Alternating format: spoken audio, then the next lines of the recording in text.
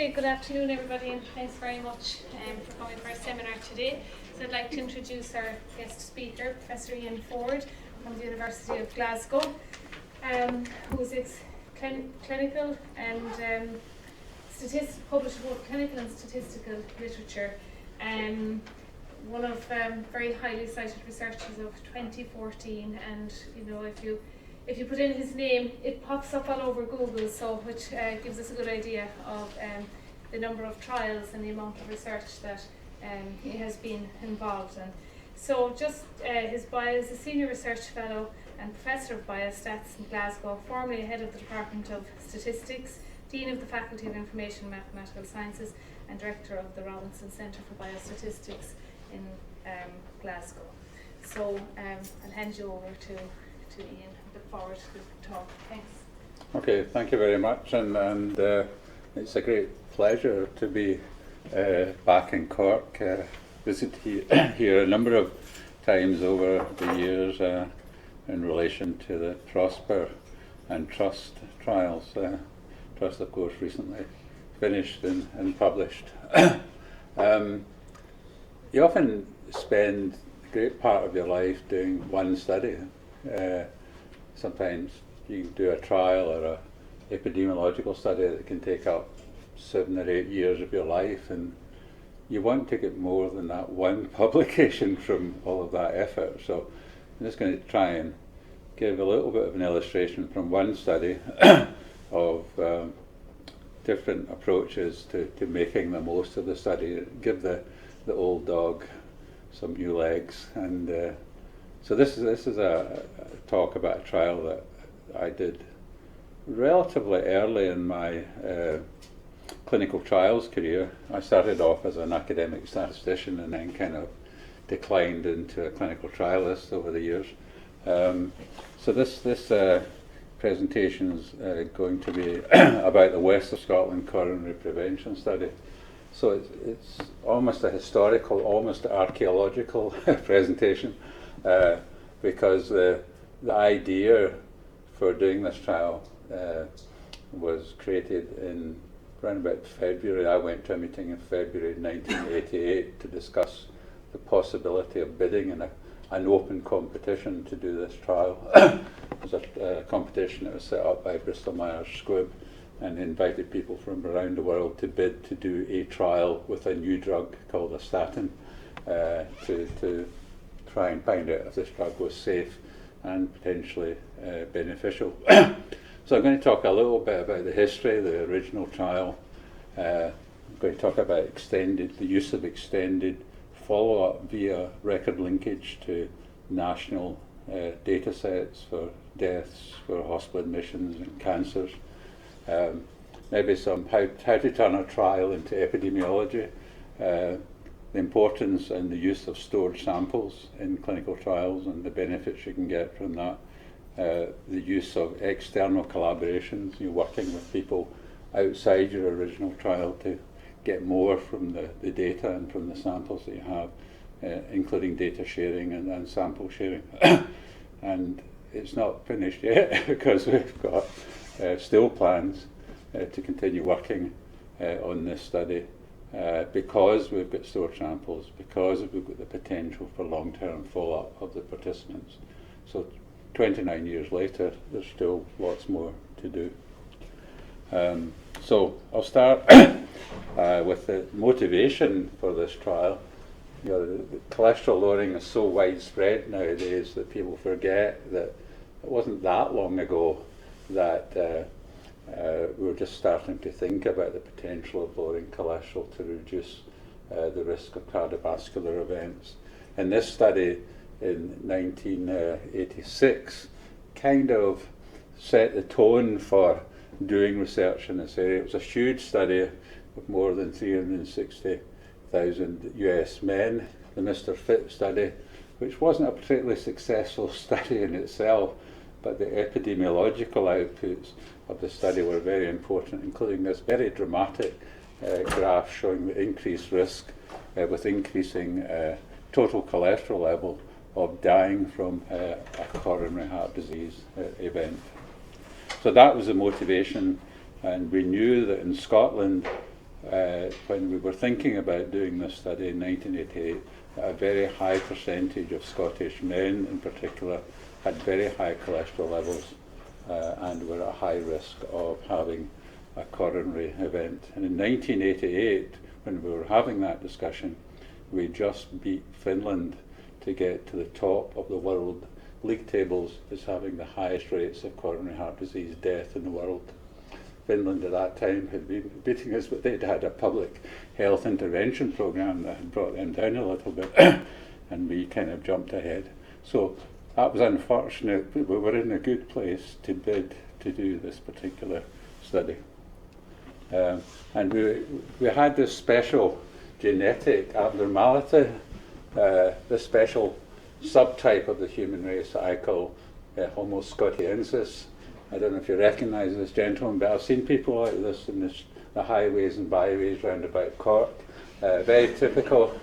You see that this individual lives in a beautiful natural landscape. He's wearing his running vest. You see his sweatband, he's ready for a game of tennis, obviously. But if you look more closely, you see he's oozing cholesterol. He's clearly stressed and hypertensive. And really the only exercise he gets is in doing that with his cigarette.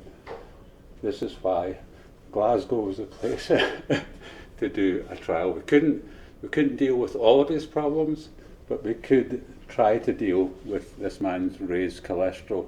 And we set out to try and recruit a large number of these people to do a trial of cholesterol lowering.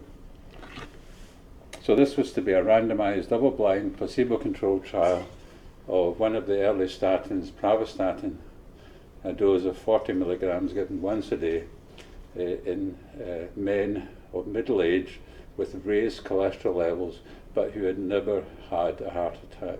And we won the competition to do the trial because no one else wanted to do a trial in people who had not had a coronary event previously. The trial was completely recruited in a primary care setting, so we went out to primary care sites, invited people to come in to be screened in the general population. At that time, no one was measuring cholesterol levels, so we had to screen a large number of people to do the study. Even in those days, universities liked publicity, and we got a lot of great publicity when the study started.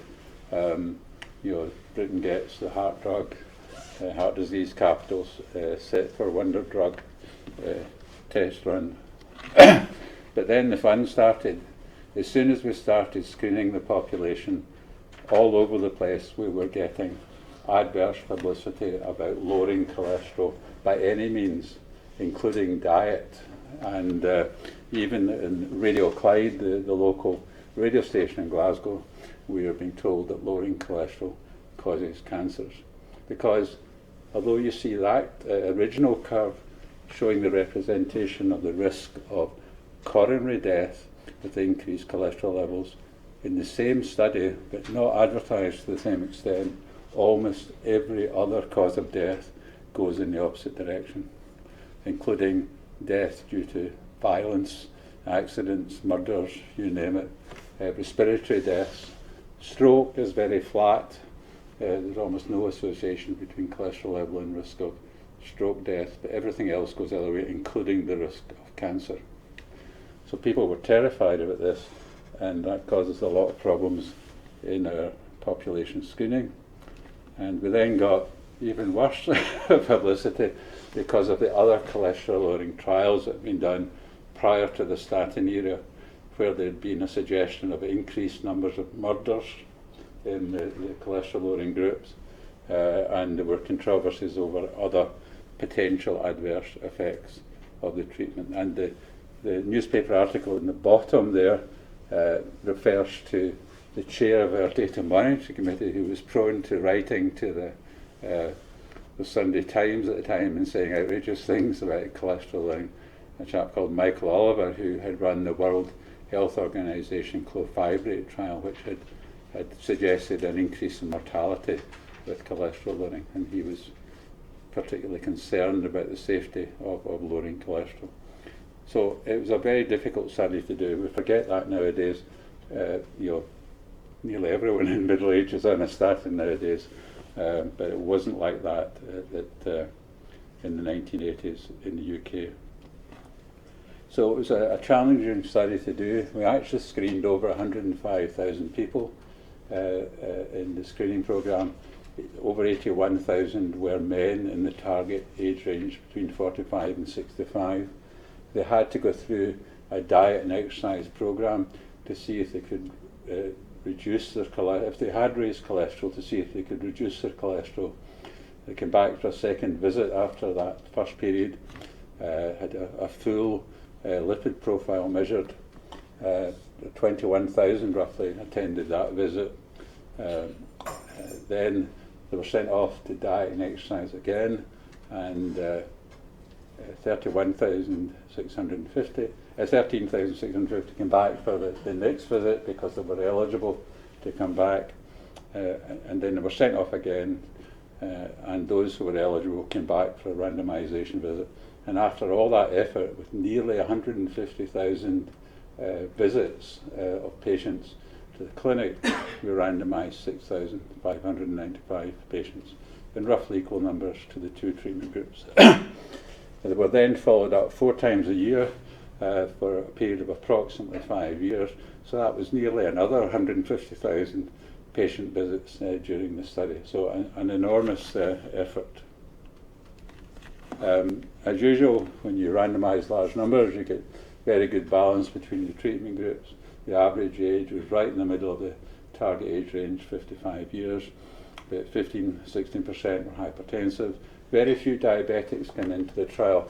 We think because there'd been a big screening programme for diabetes at that time to try and monitor their blood pressures and cholesterol levels, and we think because they'd already been screened, they didn't come to our screening programme.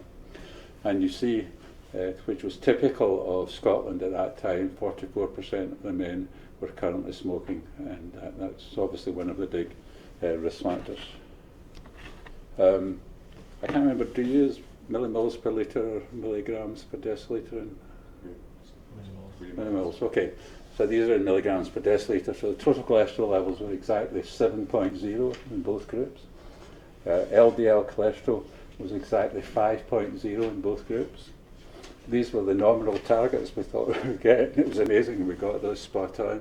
The HDL cholesterol was about 1.14, and the triglyceride levels were about 1.88 millimoles per litre.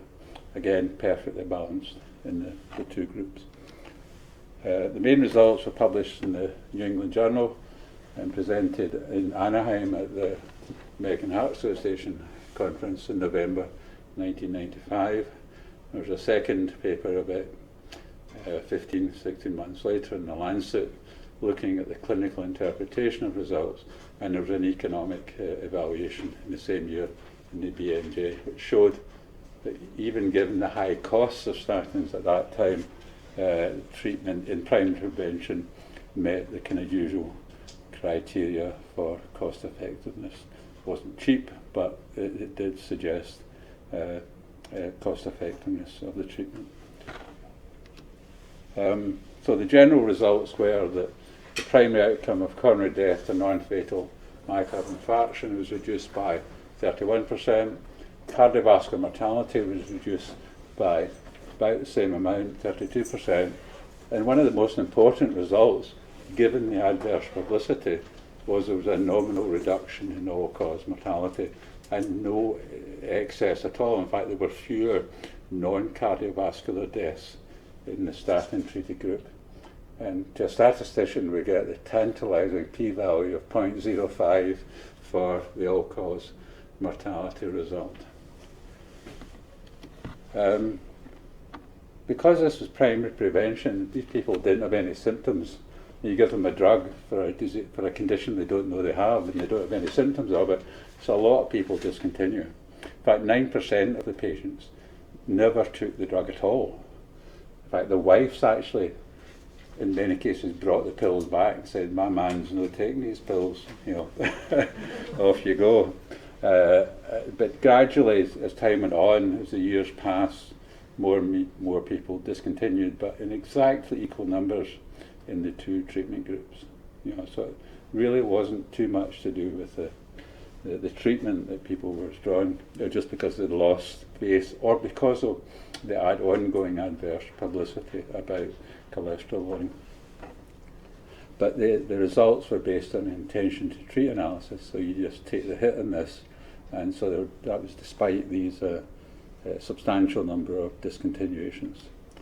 When the trial finished, the Data Monitoring Committee, which is this illustrious group, photographed in the quadrangle of the University of Glasgow at the last study visit, made the point that although the trial had been very positive with no negative findings, that it would be important to follow these people up, because it wasn't long enough to find effect on cancer or any other adverse effects. We needed to do more.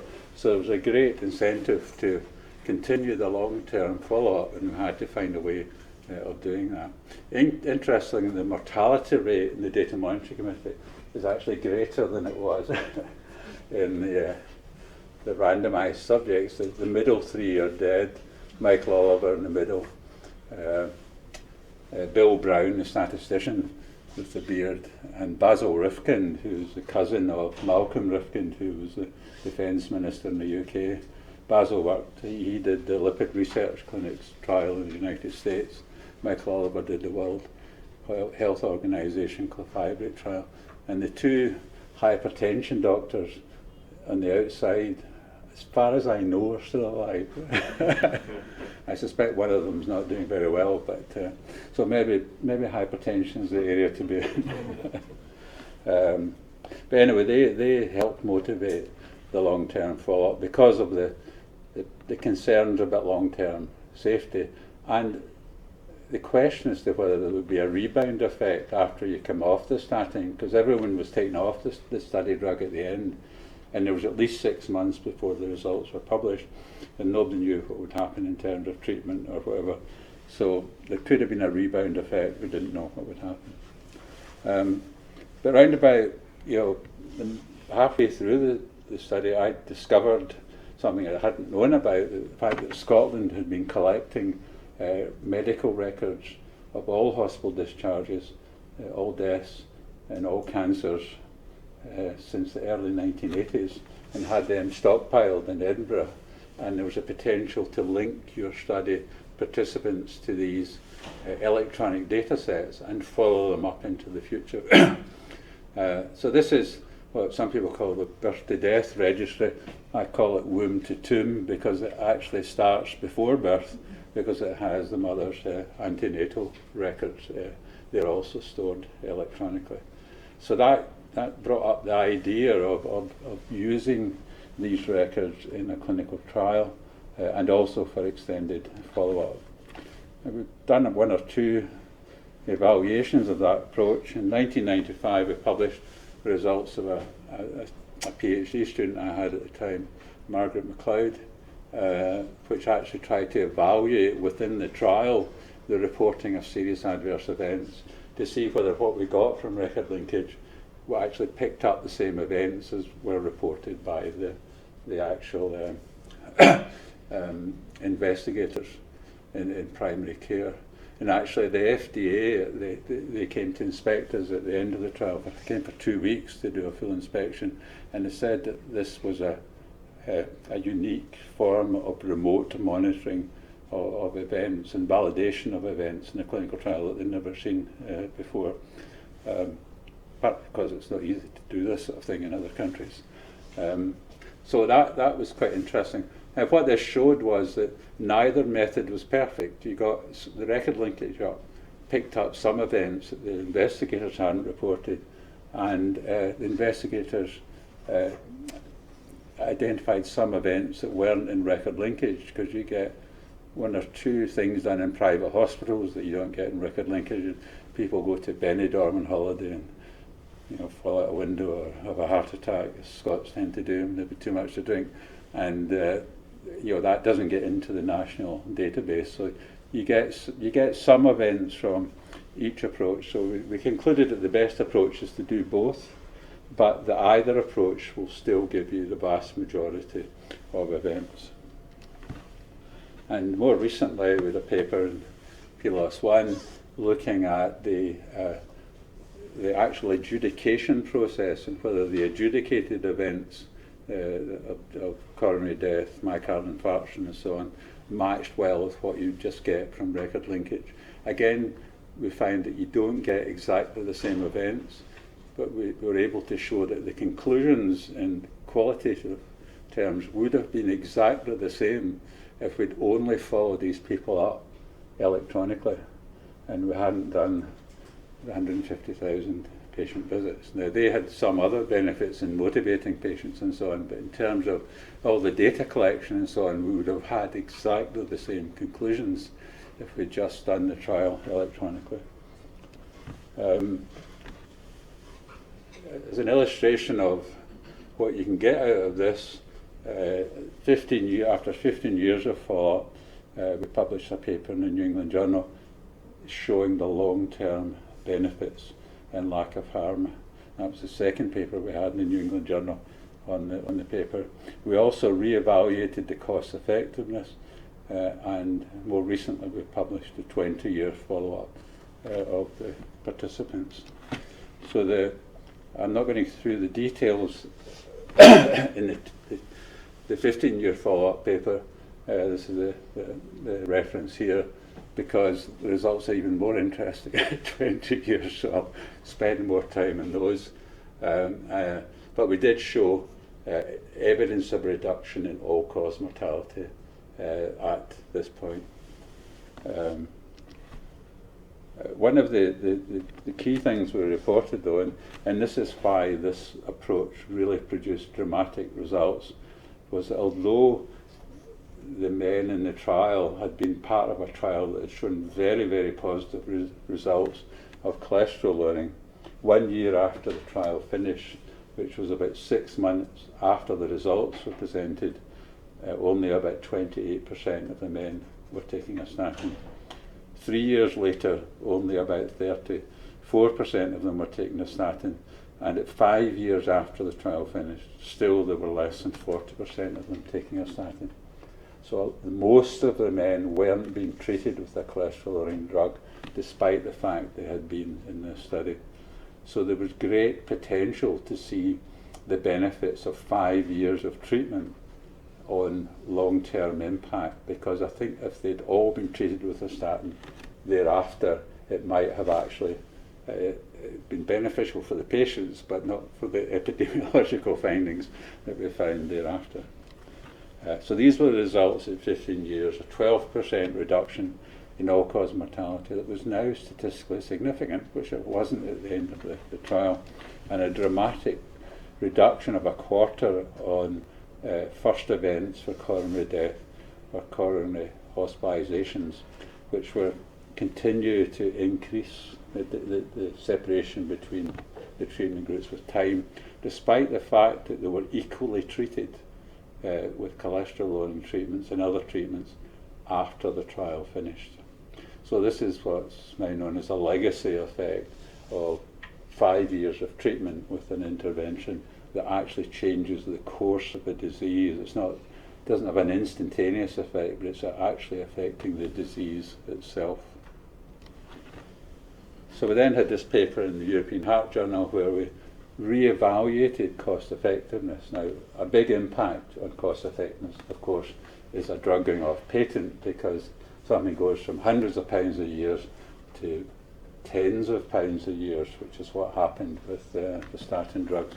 But a huge impact is that the original cost effectiveness assumed there would be no benefit after the trial finished in lowering hospital admissions, and no benefit in reducing deaths, other than because we prevented some non-fatal events during the trial. And of course, if you've seen from the previous slide, there was an enormous benefit in preventing hospital admissions. So the knock-on effect of that is, if you look at the first panel here, which is showing the net costs difference between the treatment groups with time, at about 5 years, based on today's costs of statins, you're sort of breaking even.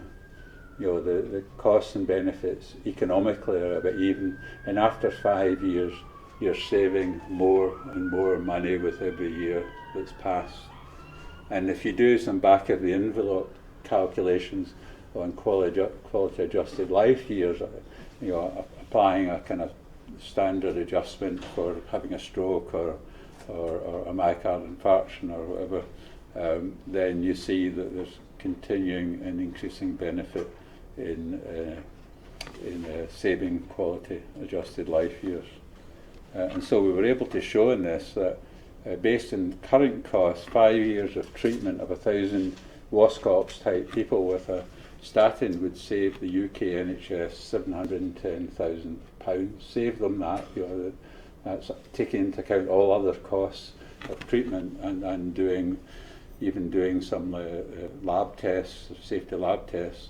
We gain 136 quality adjusted life years, prevent 1,836 days in hospital, and have no adverse non-cardiovascular admissions or costs. So quite a dramatic effect, going from something being borderline cost effective to be dramatically cost saving. And that's the issue, is that cost effective analysis makes so many assumptions that you can't justify, and sometimes the assumptions are too negative. As in this case, we didn't really know what would happen in the long term, and only by doing this type of thing can you understand whether you got it wrong or not. We now come to 20-year follow-up, which was published 2016 in Circulation. And here we focus on the deaths, but not just looking at the first admission to hospital, but we started to look at the total burden of hospital admission, accumulating all hospital admissions of various types, so that you could see just how many hospital admissions there had been, because obviously if you prevent the first one, you might prevent a second, third, fourth one in some patients. If we now look at all-cause mortality, the p-value is sharpened even more with the passage of time. So we continue to see some additional benefit in reducing deaths in the study. If you look at cardiovascular mortality, you see that most of the benefit all the benefit is reducing cardiovascular deaths. And if you look at non-cardiovascular mortality, there's no evidence of any increase in non-cardiovascular mortality at all over 20 years of follow-up. And in this case, every single patient had the potential to be followed up for 20 years here. So we censored everyone, just to make it clean, we censored everyone at 20 years. So there's no censoring issues going on here. And if you look at cancer incidence for all cancers, there's no evidence of any excess of cancers occurring in the statin treated group. If you look at cumulative hospitalizations for all cardiovascular causes, so that's every ICD code in the circulatory system, just throw them all in and not worry too much about specificity. We see dramatic ongoing increases in the savings in reducing hospital admissions with the passage of time, which seems to be continuing. Something that was particularly interesting was that there were almost no heart failure admissions during the trial itself, as you might expect, because these people had never had a myocardial infarction, so they were unlikely to have a hospital admission for heart failure from ischemic causes at least. But with the passage of time, there's been a substantial reduction in heart failure admissions in this population due to the prevention of coronary events, we believe, in the intervening period that stopped people developing heart failure in the first place. So I think this is one of the kind of quite interesting and important findings, because of course heart failure is a huge burden in the elderly population, along with stroke. And also revascularization procedures, ongoing reduction in those events. So I think we've not only been preventing the acute admissions to hospital, but we've been preventing general ischemia, I think, in the population, and reduced non-urgent admissions as well, although this includes all revascularizations. We could split that down, but we haven't actually done that.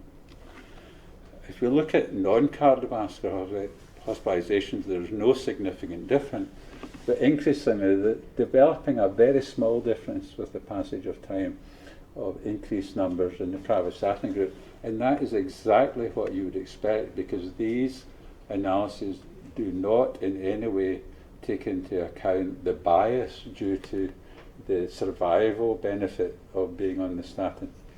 If you die, you can't be admitted to hospital. So all of these analyses of hospitalizations are biased against the statin group.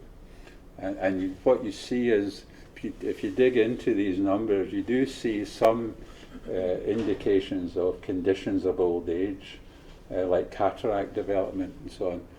Not day case admissions, which are included in this, are increased in certain categories which are associated with older age. So it'll be interesting the next time we do this, when we're 25 years, which actually will be very soon, to see whether that develops or not.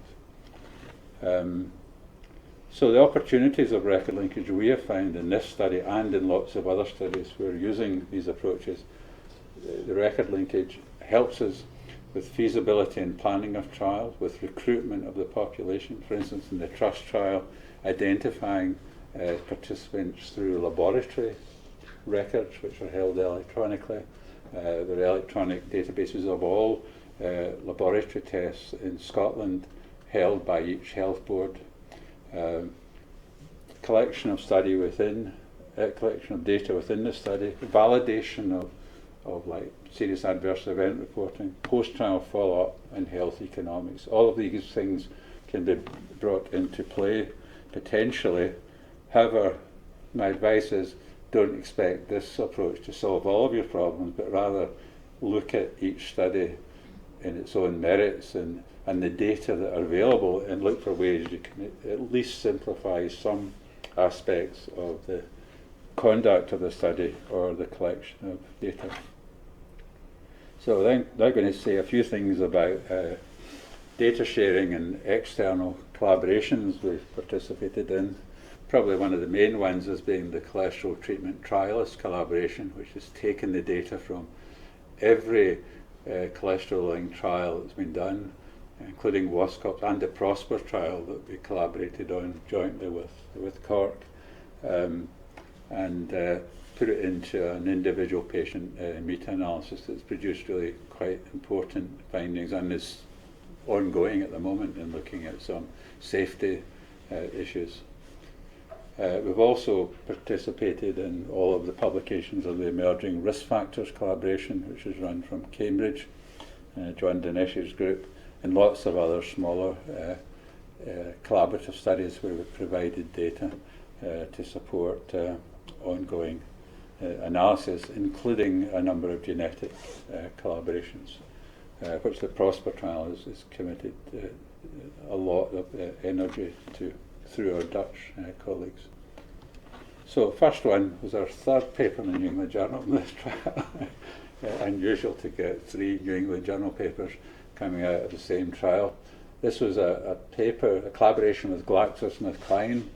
They actually had a drug that would impact lipoprotein associated phospholipase A2, and were interested in using the WASCOP stored samples to see if we could show that this was a marker for increased risk in cardiovascular disease, which it turned out to be. So they were very excited about this, and they set out to do a trial of this drug on the basis of this result and some other studies, epidemiological studies that they did.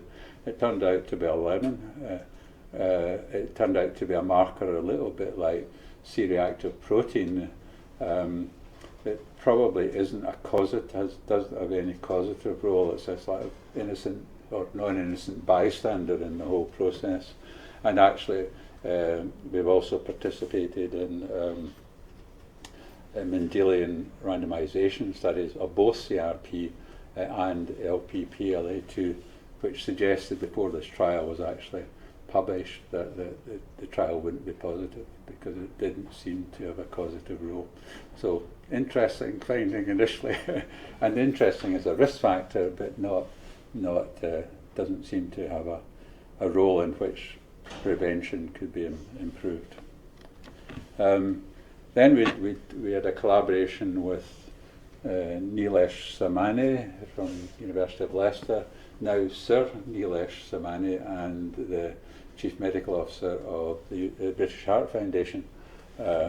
And his group were interested in telomere length, and telomeres are the ragged bits at the end of your chromosomes, and how ragged, in fact the length of these ragged bits is an indication of how hard your life has been to some extent and the extent of disease you have. So shortened telomeres are suggestive that you're at higher risk of dying effectively. People with diseases like cancer or probably the patients in dialysis and so on, people at high risk will tend to have shorter telomere lengths. And we're able to show that even in this middle-aged population who hadn't had a heart attack previously, that telomere length was related to an adverse outcome in WASCOPs.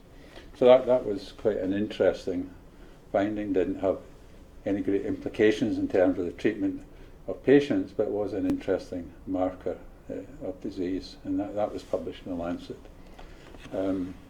Then we did another collaboration with various individuals, including a colleague in Glasgow, Naveed Sitar, who's very interested in biomarkers. And there we studied a natriuretic peptide, N-terminal pro-BNP, which is a marker for severity of heart failure. It's a peptide that's emitted by the heart when it's under stress. And although these patients didn't have any clear evidence of heart failure, low levels of the peptide in some of the individuals actually turned out to be predictive of adverse events over 15 years in the future. So a marker for severity of an advanced disease turns out to be an early marker of future disease in younger individuals before they have the original condition. And just very recently, we have a paper in JACC taking another interesting biomarker which is used in the diagnosis of myocardial infarction. If you're admitted to hospital with a possible heart attack, the first thing they will do is measure your cardiac troponin levels, and increasingly they are using high sensitive versions of the assay, and you actually get, everyone in this room will probably get a non-zero level of this marker if you use a sensitive enough assay, and very few people in the WASCOPs population, who are maybe a little bit older than the average person in the room, very few of them had an unmeasurable level. And we were able to show that if you look at these panels here, the individuals in the top quarter of the distribution of troponin I, troponin I and troponin T are different markers or something. Both would probably show similar effects, but troponin I is of particular interest, and there was dramatic increase in the risk of coronary death or myocardial infarction, and also of cardiovascular death in general in those in the top quarter.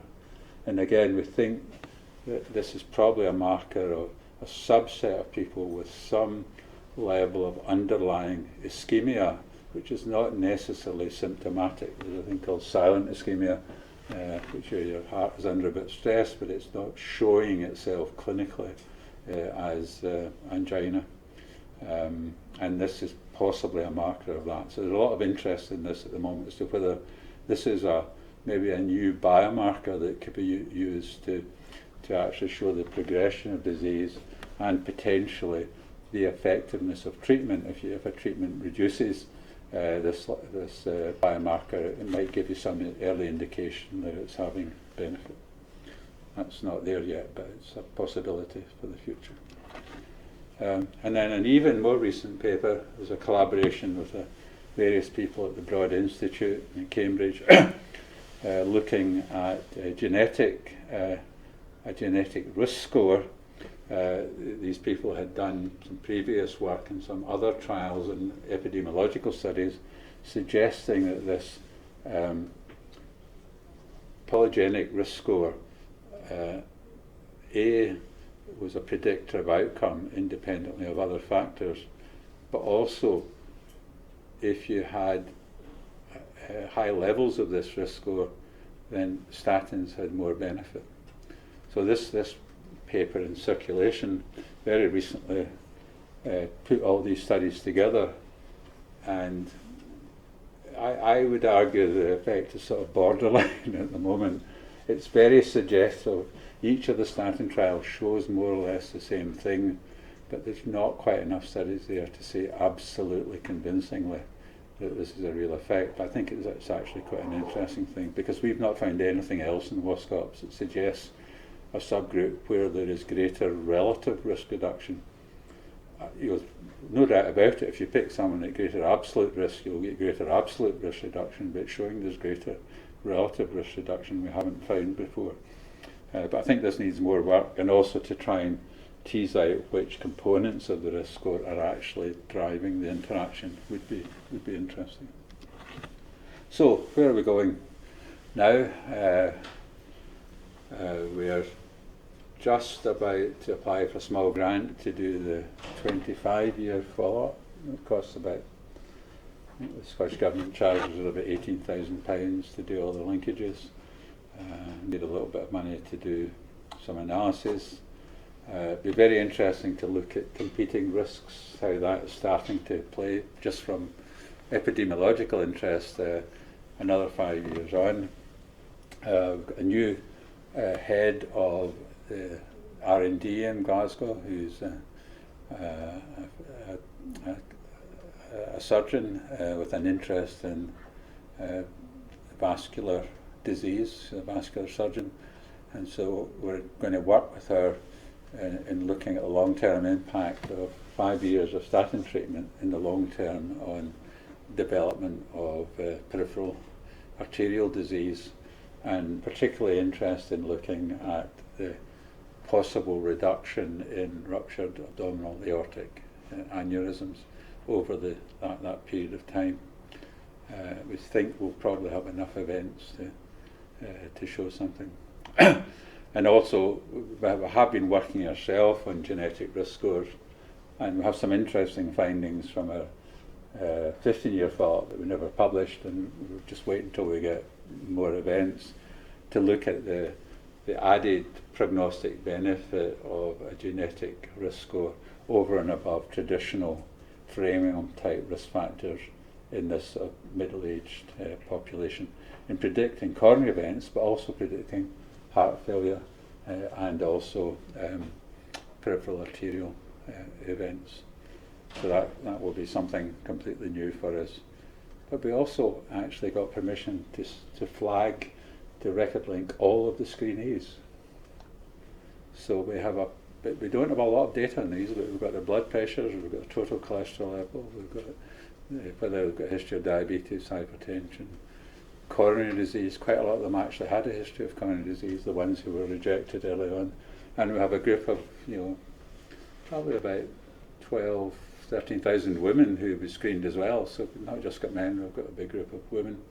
And we've got plans to look at how these basic risk factors contribute to the development of coronary disease, cardiovascular disease, but in particular heart failure, and also ruptured abdominal aortic aneurysms over 25 years. And I think there's quite a lot of interest in developing new risk models for peripheral arterial disease, because people are still using a framing umbris model from donkeys years ago. I retired actually in October and re-employed part-time, or at least trying to work part-time. And the person who replaced me is actually a heart failure cardiologist as the director of the trials unit, and he's very interested in studying the evolution of heart failure in this particular population, in the screenees and the randomised population, where we've got many more biomarkers and still got some stored samples left, which we're trying not to use until we get something really interesting to look at, because there's not much left to study.